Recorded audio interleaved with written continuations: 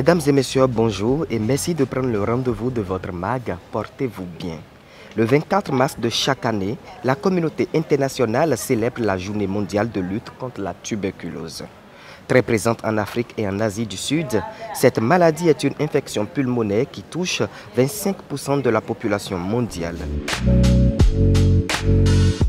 En 2018, 10 millions de nouvelles infections affectives ont été diagnostiquées avec 1,5 million de morts sur une année et se classe dans le top 10 des causes de mortalité dans le monde d'après l'Organisation mondiale de la santé, l'OMS.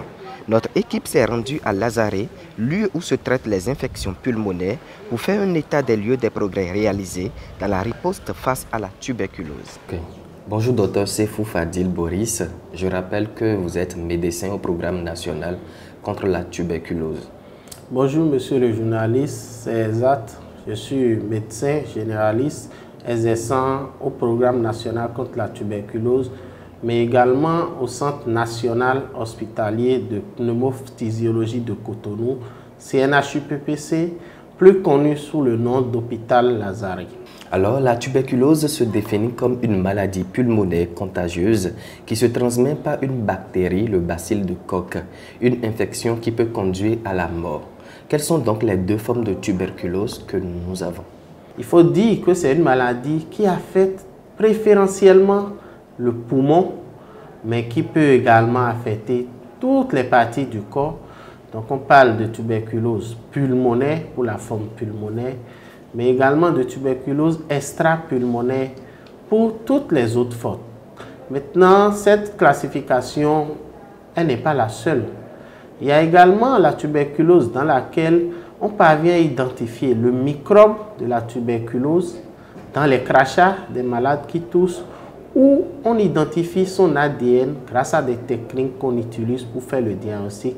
Et dans ce cas, on parle de tuberculose bactériologiquement confirmée, ou au cas où on n'aurait pas pu identifier, on parle de tuberculose cliniquement diagnostiquée. Caractérisée par une toux de plus de 3 semaines avec rejet de salive et de sang et accompagnée par une fièvre, une grosse fatigue, une perte d'appétit et de poids ou encore des sueurs nocturnes, ce sont entre autres les signes cliniques que présente un patient atteint de la tuberculose.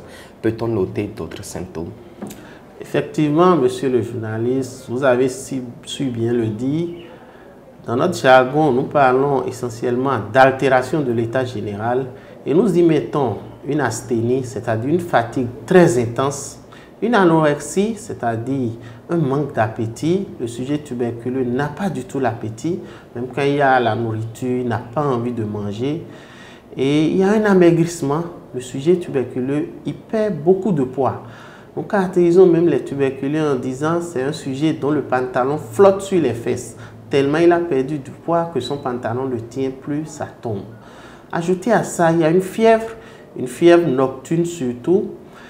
Il y a surtout la toux, une toux qui est supérieure à 3 semaines, comme vous avez su bien le dire. Mais déjà au-delà d'une toux de 2 semaines, il faut penser à la tuberculose. Et il y a une transpiration nocturne. Le sujet tuberculeux, il transpire beaucoup plus que d'habitude. Et devant ces signes, il faudra surtout que le patient se présente à l'hôpital et le dépistage lui sera fait. Et gratuitement, il n'aura pas à débourser le moindre sou pour se faire dépister. Aujourd'hui, quel bilan peut-on faire de cette maladie en termes de cas de décès et de contamination chaque année au Bénin? Il faut dire que depuis environ 10 ans, le Bénin dépiste en moyenne 4000 cas de tuberculose. Avec l'avènement de Covid en 2019-2020, ce dépistage a baissé légèrement d'environ 10%, mais je peux vous dire que les statistiques de 2022, ce dépistage est remonté et nous sommes en moyenne autour de 4000 cas dépistés. Sur les 4000 cas, il y a environ 90% en moyenne qui sont traités avec succès, mais malheureusement, nous déplorons encore environ 6% de ces 4000 cas qui meurent chaque année liés à la tuberculose. D'accord. Et de façon pratique, est-ce que vous pouvez nous dire comment ça se passe le diagnostic? Le diagnostic en question, c'est surtout l'examen des crachats, puisque nous venons de vous dire que environ 90% des cas, c'est des tuberculoses pulmonaires. Et chez les patients qui ont une tuberculose pulmonaire, quand ils toussent, ils expectorent, c'est-à-dire ils crachent le bacille lorsqu'ils toussent. Donc nous recueillons ces expectorations et il y a des examens de laboratoire qui sont effectués afin d'identifier soit le microbe de la tuberculose lui-même directement ou son ADN à travers d'autres techniques. De toutes les façons, c'est le crachat qu'on recueille pour faire le diagnostic de la tuberculose.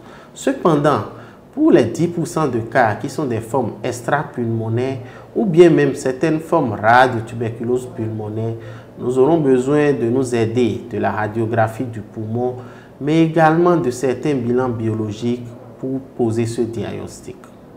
Okay. Il est dit que c'est également une infection transmissible. Alors comment ça se passe la transmission d'un patient atteint à un autre? Effectivement, la tuberculose, elle est transmissible et cette transmission se fait par voie aérienne, essentiellement. C'est-à-dire quand le sujet est tuberculeux bacillifère, c'est-à-dire celui-là qui est malade, qui a le bacille dans ses poumons, quand il tousse, quand il rit, quand il parle, quand il éternue, sans se protéger, il émet le bacille dans l'environnement et les sujets qui sont à côté de lui respirent ce bacille qui va se déposer à l'intérieur de leurs bronches. Mais il faut dire que cette contamination n'entraîne pas systématiquement la maladie. Ils font juste ce qu'on appelle la primo-infection tuberculeuse, qui est une forme de tuberculose latente que plus de 50% de la population béninoise a probablement déjà eu à faire, sans pour autant que tous ceux-là ne deviennent malades.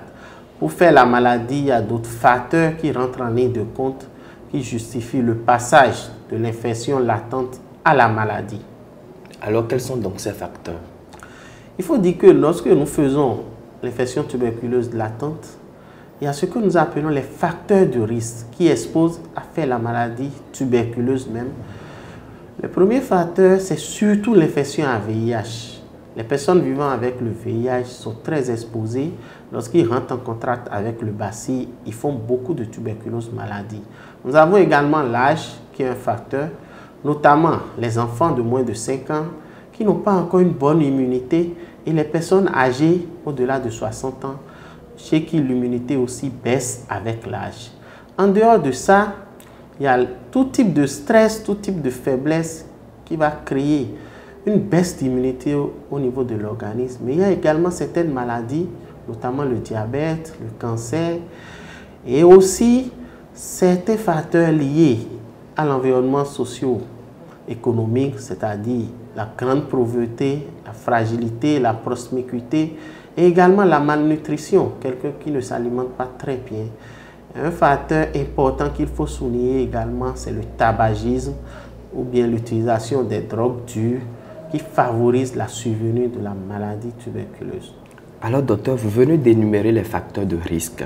Mais la bonne nouvelle aujourd'hui est que l'on peut guérir de la tuberculose. Alors, dites-nous, une fois atteint, comment se fait le traitement et quelle est la durée pour une totale guérison? Effectivement, monsieur le journaliste, vous avez parfaitement raison. Et c'est une très bonne nouvelle puisque la tuberculose est une maladie qui se guérit totalement. On peut en guérir entièrement. Mais le plus important, c'est de pouvoir se faire diagnostiquer tôt.